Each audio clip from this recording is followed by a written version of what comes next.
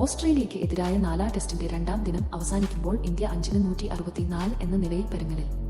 ഇന്നത്തെ ദിവസം അവസാനിക്കാൻ 10 ഓവർ മാത്രം ബാക്കി നിൽക്കുമ്പോൾ ഇന്ത്യ 2-153 എന്ന ശക്തമായ നിലയിൽ ആയിരുന്നു. എന്നാൽ ജയ്സ്വാളിന്റെ റണ്ണൌട്ട് കാര്യങ്ങൾ മാറ്റി. ജയ്സ്വാളിന്റെ സിംഗിളിന് കോഹ്ലി പ്രതികരിക്കാതിരുന്നതോടെ യുവതാരത്തിന്റെ ഇന്നിംഗ്സ് അവസാനിച്ചു. 118 പന്തിൽ നിന്ന് 82 റൺസ് ജയ്സ്വാൾ എടുത്തിരുന്നു. 11 ഫോറും ഒരു സിക്സും താരം അടിച്ചു. ജയ്സ്വാൾ ഔട്ടായതിനെ പിന്നാലെ കോഹ്ലിയും ഔട്ടായി. ഓഫ് സ്റ്റമ്പിന് പുറത്തു വന്ന ബോളണ്ടിന്റെ പന്ത് കോഹ്ലി വിക്കറ്റ് കീപ്പർക്ക് എഡ്ജ് ചെയ്ത് നൽകുകയായിരുന്നു. കോഹ്ലി 36 റൺസാണ് എടുത്തത്. നൈറ്റ് വാച്ച്മാനായി എത്തിയ ആകാശദീപ് റൺ ഒന്നും എടുക്കാതെ ബോളണ്ടിന്റെ പന്തിൽ പുറത്തായും ഇപ്പോൾ 6 റൺസുമായി ഋഷഭ് പന്തും 4 റൺസുമായി ജഡേജയുമാണ് ക്രീസിൽ ഉള്ളത്.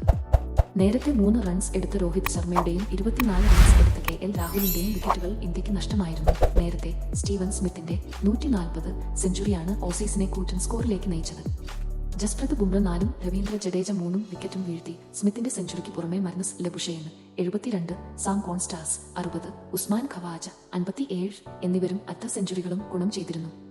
പരമ്പരയിൽ സ്മിത്തിന്റെ രണ്ടാം സെഞ്ചുറിയാണിത്. 6-311 എന്ന നിലയിലാണ് ഓസീസ് രണ്ടാം ദിനം ആരംഭിക്കുന്നത്.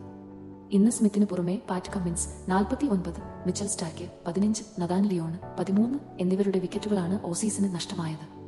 സ്മിത്ത് കമ്മിൻസ് സഖ്യത്തെ പുറത്താക്കി ഓസീസിനെ പെട്ടെന്ന് എറിഞ്ഞിടാമെന്ന ഇന്ത്യയുടെ മോഹം നടന്നില്ല. ഇരുവരും 112 റൺസിന്റെ നിർണായക കൂട്ടുകെട്ടുണ്ടാക്കി. ഓസ്ട്രേലിയയുടെ ആദ്യ ഇന്നിംഗ്സ് സ്കോറായ 474 റൺസിന് 310 റൺസ് പിറകിലാണ് ഇന്ത്യ ഇപ്പോൾ.